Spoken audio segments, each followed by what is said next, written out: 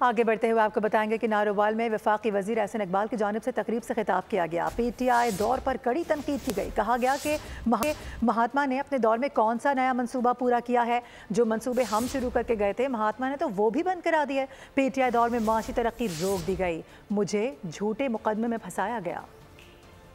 سیاسی ملک کے خلاف، ملک کے اداروں کے خلاف، ملک کی فوج کے خلاف جس قسم کا زہر اگل رہی ہے، اگر آپ نے اپنے ملک کے سلامتی کے اداروں کو کمزور کر دیا تو آپ کا حال بھی وہی ہوگا جو عراق کا ہے، جو شام کا ہے اور جو لیبیا کا ہے۔ ایک آدمی ہے جس نے پاکستان کی سیاست میں زہر گھولا ہے، پاکستان کی سیاست میں نفرت گھولی ہے اور ہر کسی کو دوسرے کا دشمن بنا دیا اور ہر کسی کو چور اور ڈاکو بنا دیا۔ اب ضرورت اس بات کی ہے کہ یہ جو ہم نے اصلاحات کی ہیں ان کو جاری رکھنے کے لیے ملک میں امن قائم رہے اور استحکام قائم رہے۔ آج پاکستان کو انتشار کی، خلفشار کی، فساد کی ضرورت نہیں ہے۔ پاکستان کو ضرورت ہے پالیسی کے تسلسل کی۔